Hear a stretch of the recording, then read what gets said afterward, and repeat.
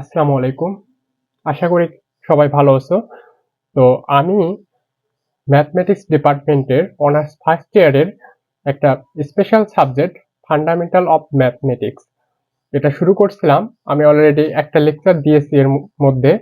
তো আজকে আমাদের সেকেন্ড লেকচার। সেকেন্ড লেকচার হচ্ছে ফার্স্ট চ্যাপ্টারের মধ্যে থাকবে এলিমেন্ট অফ লজিক।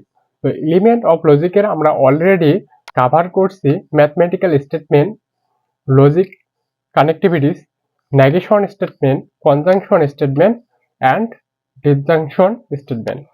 তো আজকে আমাদের টার্গেট থাকবে 6, 7, 8, that means exclusive disjunction statement, conditional statement and biconditional statement. আমরা এই তিনটা টপিক আজকে শেষ করার ট্রাই করবো ইনশাল্লাহ। তো চলো শুরু করি। এক্সক্লুসিভ ডিসজাংশন স্টেটমেন্ট বাংলা হচ্ছে বর্জনশীল বিয়োজন উক্তি। আচ্ছা, আমরা অলরেডি ডিসজাংশন স্টেটমেন্ট দেখেছি। আর ডিসজাংশন স্টেটমেন্ট কিভাবে তৈরি হয়? দুইটা সিম্পল স্টেটমেন্ট মিলা কম্পাউন্ড স্টেটমেন্ট তৈরি হয়। আর দুইটা সিম্পল স্টেটমেন্টের মধ্যে কি থাকে? একটা কানেক্টিভিটিস থাকে। সেই কানেক্টিভিটিসটা কি? ওয়ার কানেক্টিভিটিস অথবা কানেক্টিভিটিস। আচ্ছা, তো এই কানেক্টিভিটিস কে আমরা একটু এক্সক্লুসিভ করব। এক্সক্লুসিভ মানে কি? একটা বর্জনশীল করব।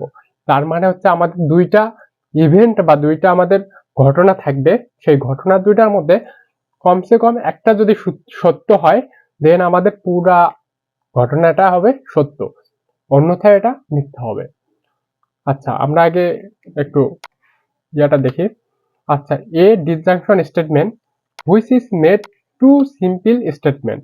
আচ্ছা, একটা হচ্ছে ডিসজাংশন স্টেটমেন্ট দুইটা সিম্পল স্টেটমেন্ট দিয়ে ক্রিয়েট করে বা গঠিত হয়, এবং এটাকে যদি আমরা পি এবং কিউ দ্বারা ডিনোট করি, অর্থাৎ একটা স্টেটমেন্ট হচ্ছে পি আর একটা স্টেটমেন্ট হচ্ছে কিউ।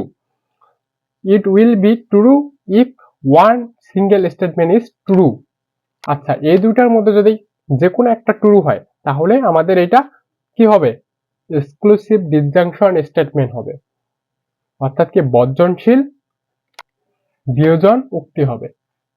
আচ্ছা, আদারওয়াইজ ইট ইজ ফলস, মানে অন্যথায় এটা কি হবে? ফলস হবে। মানে দুইটা স্টেটমেন্ট থাকবে, দুইটার মধ্যে দুইটাই ট্রু হইতে পারে, বা দুইটার মধ্যে যে কোনো একটা আমাদের ট্রু হইতে পারে। তো এই ক্ষেত্রে আমাদের কি হবে? এটা বর্জনশীল বিয়োজন উক্তি হবে। আশা করি বুঝতে পারছো। তো আমরা একটা দুটা উদাহরণ দিয়ে দেখি যে আসলে ব্যাপারটা কি। ধরো আমাদের একটা সিম্পল সেন্টেন্স হচ্ছে পি। পি উক্তিটা এরকম যে তুমি ঢাকা যাবে ট্রেনে। আচ্ছা, যেতে পারো, মানে রেল পথে তুমি ঢাকা যেতেই পারো। আরেকটা ঘটনা ধরো এরকম যে তুমি ঢাকা যাবে বাসে।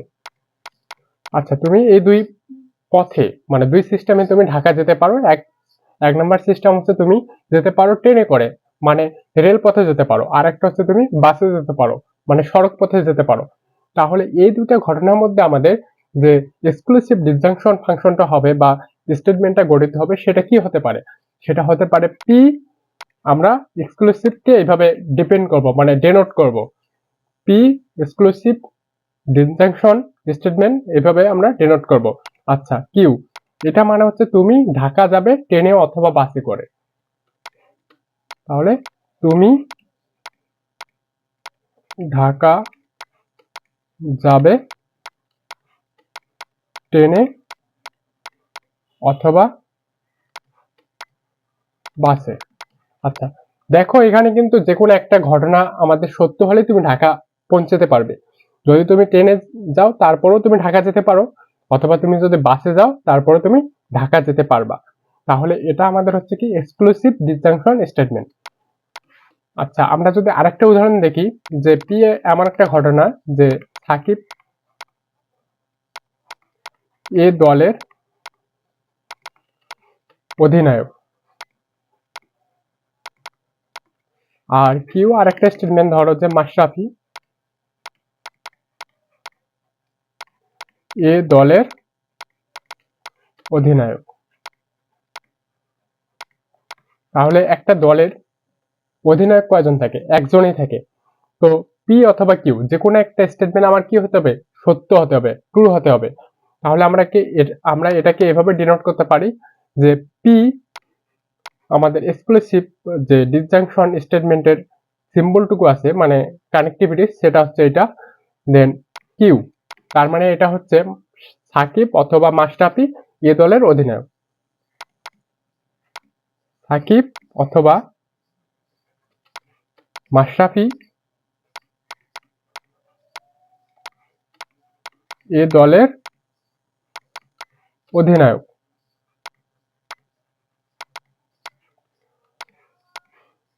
আশা করি বুঝতে পারছো। আচ্ছা, এখন আমরা কন্ডিশনাল স্টেটমেন্ট আমাদের পরবর্তী যেটা সেটা আমরা দেখব।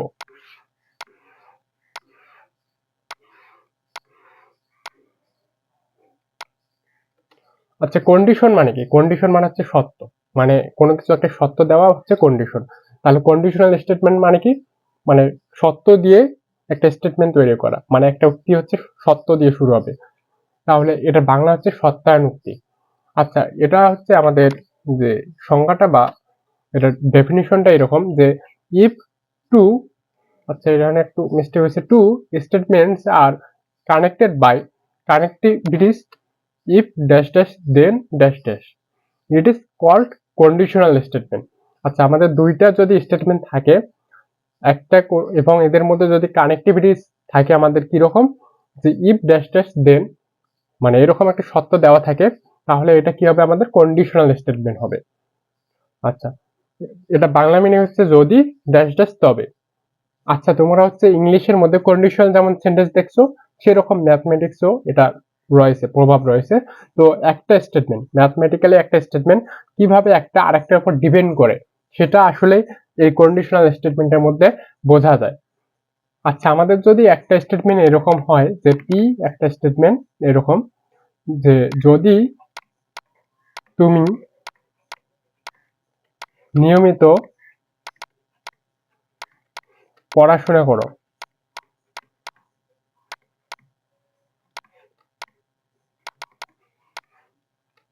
আর কিউ নাম্বার হচ্ছে তুমি পাস করবে।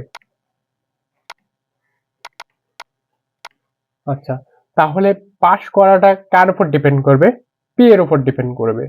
তাহলে আমরা এটাকে এভাবে বলতে পারি। আচ্ছা, এটাকে আগে কিভাবে প্রকাশ করা হয় সেটা আমরা দেখি। পি কন্ডিশনাল এভাবে আমরা প্রকাশ করতে পারি যে কন্ডিশনাল স্টেটমেন্ট যে কানেক্টিভিটিসটা রয়েছে সেটা আমরা এভাবে প্রকাশ করতে পারি, অথবা পি আমরা এইভাবে প্রকাশ করতে পারি। আচ্ছা, তাহলে এটার আমাদের যে সেন্টেন্সটা দাঁড়াবে সেটা হবে পি এটা, অথবা আমরা এভাবে লিখতে পারি পি কন্ডিশনাল স্টেটমেন্ট, এটা এভাবে লিখতে পারি। এটা তাহলে আমাদের কি হবে, যদি তুমি নিয়মিত পড়ালেখা করো তবে তুমি পাস করবে। মানে এখানে যদি না দাও, আচ্ছা তুমি নিয়মিত পড়ালেখা করো, পড়াশোনা করো তুমি পাস করবে, তাহলে এটাকে আমরা এভাবে লিখতে পারি যদি তুমি নিয়মিত পড়াশোনা করো তুমি পাস করবে। আচ্ছা, তাহলে আমাদের এটা কন্ডিশনাল স্টেটমেন্ট এভাবে হবে, তোমার দুইটা সিম্পল সেন্টেন্স থাকবে, তুমি পড়াশোনা করো আর একটা হচ্ছে তুমি পাস করবে। তাহলে একটা আরেকটার সাথে রিলেটেড কিন্তু, এবং একটা আরেকটার সাথে ডিপেন্ড করবে। তাহলে এটা আমাদের স্টেটমেন্টটা কি হবে, যদি তুমি নিয়মিত পড়াশোনা করো তাহলে তুমি বা তবে তুমি পাস করবে। এরকম আর কি সেন্টেন্স হতে পারে, যদি তুমি স্টেশনে যাও তাহলে তুমি সেখানে যেতে পারবে আর কি। মানে তুমি যদি স্টেশনে যাও তাহলে তুমি ঢাকা যেতে পারবে। মানে এখানে দুইটা সেন্টেন্স, যদি তুমি স্টেশনে যাও তাহলে তুমি ঢাকা যেতে পারবা, মানে ওইখানে একটা নির্দিষ্ট টাইমে একটা ট্রেন আসবে তাহলে তুমি ঢাকায় যেতে পারবা। তাহলে এই সেন্টেন্সটা এরকম একটা আরেকটার সাথে ডিপেন্ড করবে, মানে একটা আরেকটার সাথে রিলেটেড। আশা করি বুঝতে পারছো। আচ্ছা, এখন আমরা আরেকটা স্টেটমেন্ট দেখি। এটা হচ্ছে বাই কন্ডিশনাল স্টেটমেন্ট। বাই মানে কি? বাই মানে হচ্ছে দুই, আর কন্ডিশন মানে হচ্ছে সত্য।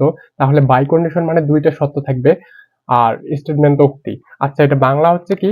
দ্বিমুখী সত্যায়ন উক্তি।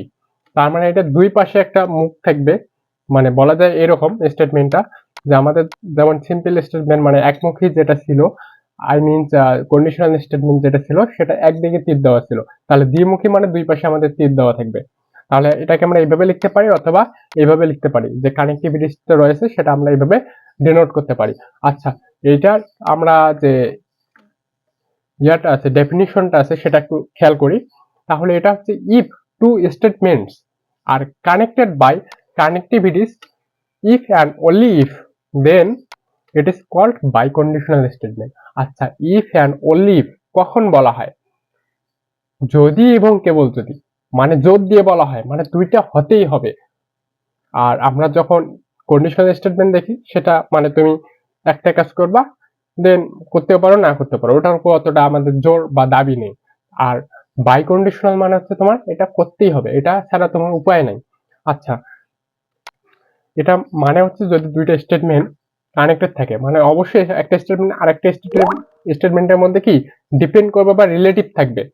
তাহলে একটা স্টেটমেন্ট আরেকটা স্টেটমেন্টের মধ্যে যদি রিলেটিভ থাকে বা ডিপেন্ড করে, তাহলে এটার মধ্যে দুইটা সত্য থাকবে অবশ্যই। মানে এখানে বলা আছে বাই কন্ডিশনাল স্টেটমেন্ট মানে দুই মুখী সত্যায়ন, দুইটা স্টেটমেন্ট থাকবে এবং দুইটা সত্য থাকবে, এবং ইফ অ্যান্ড ওনলি মানে এটা হতেই হবে। এরকম থাকলে আমরা কি ব্যবহার করব? বাইকন্ডিশনাল স্টেটমেন্ট ব্যবহার করব। আচ্ছা, আমরা একটু উদাহরণ দিয়ে দেখি। আচ্ছা, আমাদের যদি এরকম দুটো স্টেটমেন্ট থাকে যে পি একটা হচ্ছে তুমি ভোট দিতে পারবে,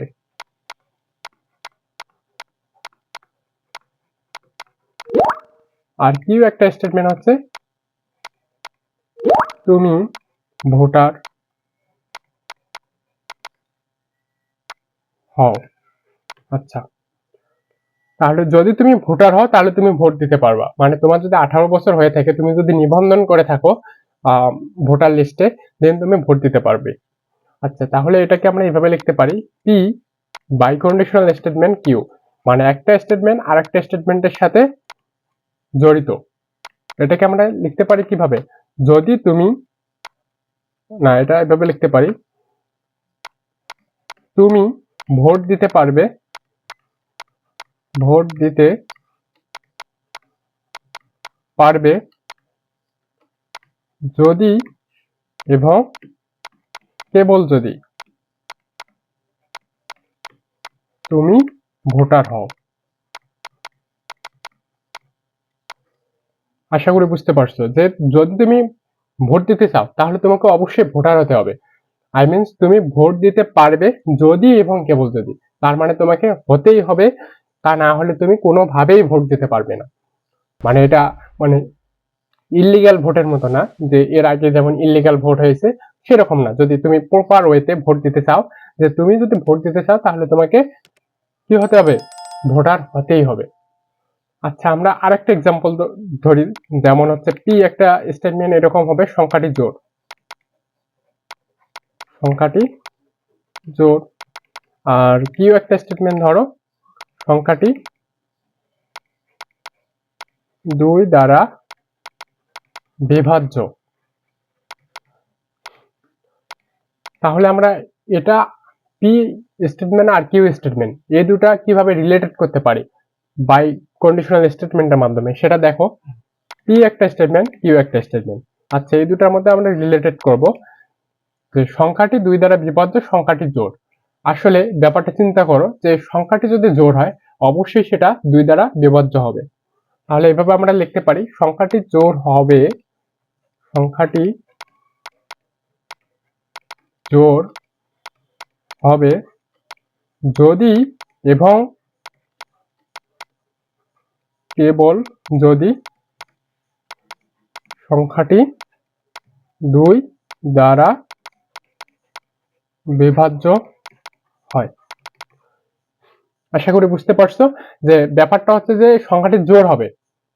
কখন জোড় হবে? যদি সংখ্যাটি 2 এবং 2, যদি এবং কেবল যদি 2 দ্বারা বিভাজ্য হয়। আশা করি এই পর্যন্ত বুঝতে পারছো। তো আমাদের যে টার্গেট ছিল যে 3টা টপিক আমরা কমপ্লিট করব। 3টা টপিক কি? আমরা হচ্ছে এক্সক্লুসিভ ডিসজাংশন স্টেটমেন্ট, 2 নাম্বার হচ্ছে কন্ডিশনাল স্টেটমেন্ট, 3 নাম্বার হচ্ছে বাই কন্ডিশনাল স্টেটমেন্ট। আচ্ছা, এই 3টা আশা করি তোমার ক্লিয়ার হয়েছে। এরপরে যদি কোনো কনফিউশন থাকে অবশ্যই কমেন্টে জানাবা। আমরা নেক্সট ভিডিওতে বা নেক্সট যে ক্লাস করব সেটাতে ক্লিয়ার হওয়ার ট্রাই করবো ইনশাল্লাহ। আর তোমার কাছে একটাই অনুরোধ, অবশ্যই চ্যানেলটিতে একটা সাবস্ক্রাইব করবা, শেয়ার করবা এবং লাইক দিতে ভুলবা না।